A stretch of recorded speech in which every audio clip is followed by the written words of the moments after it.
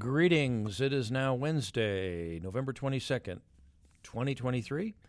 And this is Thomas Caldwell of the Aurelian Column. And this is a special report, the 60th anniversary of the assassination of President Kennedy, and my own thoughts and comment on it. Now, a great deal of people have sent me notes over the years, and some in recent weeks. What do I think of the stories about who really killed Kennedy and all this other mythology that's out there? Well, over the years, I've had a lot of fun, basically angering people, making them angry as to what I think about this.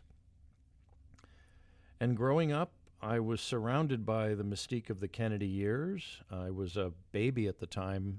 I was born during the administration of President Kennedy, which is why I like to use the term Kennedy baby as opposed to late boomer. But back in the day, everybody's mother in the neighborhood I grew up in had their own theories. I had a high school teacher who was obsessed with the Kennedy assassination to the point he was actually able to get permission to bring a Mannlicher Carcano Model 38 rifle to the school so the kids in class could practice how quick Oswald's time was.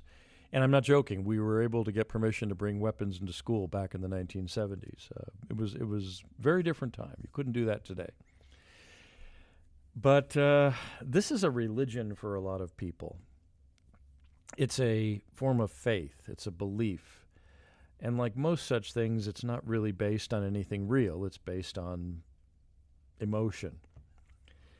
Now, I am one of the few people you're probably going to ever meet who's utterly convinced beyond any reasonable doubt that a 2-bit punk with a $12 rifle, which is what I call Mr. Oswald, was the lone gunman who shot the 35th president of the United States and killed him. Oh, you're thinking, this guy's crazy. He doesn't know anything. He's a dupe or whatever. No, I'm somebody who was in the news business back in the day and learned how to do research properly. And let me tell you something. Very few people know how to do research. They say they do research. They say they do a lot of research. These are people that don't have time to read books. I've had people that don't read books, and they say, I do a lot of research. They don't do anything. Going on to Google and typing in some words is not research. Back in the day, we used to have to go to libraries, go through index cards, and really, really critique things. Go through newspaper clippings, go through microfilm. How many people go through microfilm records anymore? No, there's 2 books I'm going to recommend on this subject matter for those that are interested in drinking from the fountain of knowledge as opposed to just gargling at it and spitting it out on the ground. One is Case Closed, Lee Harvey Oswald and the Assassination of JFK by investigative reporter and attorney Gerald Posner. That originally came out in 1993 from Random House. I read it not too long after it came out. I was working in the news business at the time, and I was utterly convinced by how irrefutable a lot of the arguments are, and also the data and a lot of other things that were dug up. Most interesting thing about that book is that there were 2 psychological profiles done on Lee Harvey Oswald during his life, once when he was a kid in school, when the teachers thought he was a bit off, and once by the KGB when he said he defected. He actually just went to go to the Soviet Union to live, and they let him stay there because he had threatened to commit suicide, and the KGB were convinced he was a nutcase. So you have here a very well-written book. It's available in audiobook form on Audible, and it's also available in Kindle. I read the book way back when. Recently, I've reread it in both forms of audio and Kindle. I like doing things that way, and I'd recommend it strongly. And going through that, you will probably be convinced that it was the 2-bit punk with a $12 rifle who was not a hero, not a patsy. He was just a loser and a bum. And sadly, such people can cause dramatic changes in history. The other thing is 4 days, the historical record of the death of President Kennedy by United Press International. Now, those of you who know my background know that I was a correspondent for UPI back in the 1990s. And believe me, if you were with the company You knew everything about the Kennedy assassination because UPI did a marvelous job in 63 covering the story. In fact, the coverage of the story was in the training manuals that they gave us on how to do bulletins, how to do flashes, how to do breaking news, and all that other stuff. And they used that as the case study. And you learned about how Merriman Smith in the radio van picked up the phone before the AP correspondent, whose name I don't remember, and didn't let go and got into a fist fight with the AP guy. I knew this. I knew people who were there, including somebody who is listening to this broadcast right now, who's still around. And he was actually in Dallas that day, has told me more than a few interesting stories about that tragic day in the streets of that Texas city when he was in the news business. I've met people over the years who were at Dealey Plaza who saw the rifle poking out of the window, and a lot of other things. There were a lot of news people I got to work with as a young reporter who were there, and they had firsthand accounts of things. So, that being said, I would urge you to look at those two books. Now, 4 Days I haven't seen in many years, but I think I might try to dig up a copy. My copy went missing many, many, many years ago. But try to remember something is that nobody's really into reality as much as they used to be. This is in the same class as the people who don't believe that we went to the moon in the 1960s and 70s. We did. It's irrefutable, frankly. They even took pictures of the landing sites a few years ago, which you tell people that, and they think, oh, those were fake. But there's also something new, and there's people that are absolutely convinced the Earth is flat, and we're a disk hanging in space. I mean, and these are people that drive cars and go to jobs. It's frightening how people go in that direction. Now, one other thing I'm going to point out that also taught to me personally through another murder, one that was very close to me, how people think when someone has been killed and people benefit and things don't happen, and it just seems so insane and so unfair.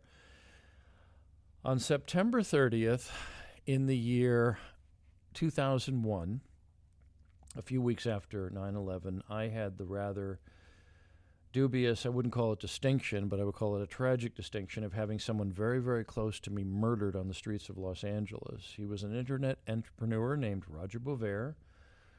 He was actually, I hope when they write the history of that, they put him in there somewhere because he was envisioning things like e-commerce when bulletin board services were all the rage in the late 80s and early 90s. He was pre-internet. He became an internet entrepreneur, made millions of dollars, and sadly all that was taken away from him when he was robbed in the early morning hours in a part of Los Angeles known as Hawthorne because he was lost in a car.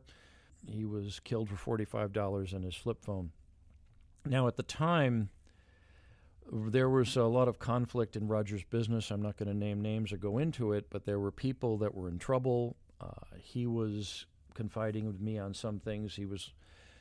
There was a lot of shenanigans that had gone on in some circles, and he was going to take care of things, and these people benefited from the fact that he died.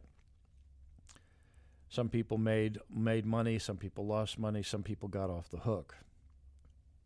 And a lot of people at the time thought that his murder was an assassination, was somebody had gone out and decided that they wanted to off my friend. Now, because of my closeness to the case, I got to know people at the Los Angeles County Sheriff's Department, the homicide investigators. I won't name their names either. I'm still in touch, by the way, and I keep tabs on the case, which has not been formally solved, although there's a lot more the cops know than say, I'm sure. But they told me about how they went through elaborate forensic investigation and research, and they did, and they went into some detail with me, and they were absolutely convinced it was what it appeared to be, some random act. And these guys really know their stuff, and I hope nobody listening to me ever has the opportunity or the need to deal with a real-life homicide investigation or homicide investigators. But if you ever do, and I hope you don't, but if you ever do, you will be extremely, I have to say, impressed that people can engage in that sort of job and remain sane and be able to go home to their families and their kids at the end of the day. I learned a lot at that time, but I also learned how people's imaginations can run away with them. And there were a lot of people, some to this day, that believed my friend was the victim of a very elaborate conspiracy. And he wasn't. And I knew that then, and I know that now. But people don't want to accept the simple explanation if it causes a great deal of harm. Nobody wants to accept the fact that bad things happen. It's like if someone's child goes missing, which happens far too often in this world and in this country, or if someone gets hit by a car or this or that, you're always going to try to find a way to justify it, and sometimes you just can't. So there's probably a lot of people that are out there today spouting their theories on why JFK was killed, and also why people are thinking someone's going to get JFK'd as if it's a verb or something to that effect. But in reality, it's not going to be anything more than what it is. What I find kind of interesting is people keep thinking that someday the truth is going to come out. No. If there was a truth to come out, it would have come out by now, or the government's going to release records. I don't believe for a second that the federal government is going to release records that point, that have a memo from the CIA or the FBI or the mafia or whatever saying, yeah, we got to take out Kennedy and here's the guy we've hired. You're not going to see that, folks. It's not going to happen. So get over it. And at the same time, I would recommend, since you probably don't have a lot of time to research, I'd recommend accessing these two books. The book Case Closed was very well put together. No one's been able to refute anything in it, at least factually. And 4 Days was put together by people who were there and understood what was going on.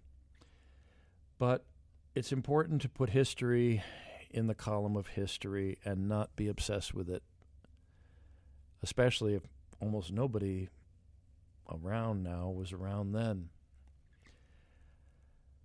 Anyways, that's it for today. I have other things happening. Yes, I am going to be doing more writing as time permits. I do have other things to do. Now, if you like this, if you don't like it even, or if you think that I am a stooge for the Warren Commission, even though it's long since disappeared, I'm sorry to laugh, but but some of the notes I've gotten have been pretty funny over the years. But if you like what you're hearing, please consider liking and subscribing to my Substack channel. If you see fit to make a donation where you can do that, that is greatly appreciated. That's at theaureliancolumn.com. And the other thing, too, is consider a paid subscription, because then it'll free up, the more I get of this, it'll free up more and more of my time to do what this is about, which is putting out some information which might make you think a little better and a little smarter. Anyways, that's all for today. Tomorrow's Thanksgiving in the United States, a holiday which dates back a long time, but was basically established by Abraham Lincoln in 1863. A little bit of useless information for you that you can share while arguing with your relatives over dinner and then lying down on the sofa later with having eaten too much. That's all for today. Be good, be safe, and good day.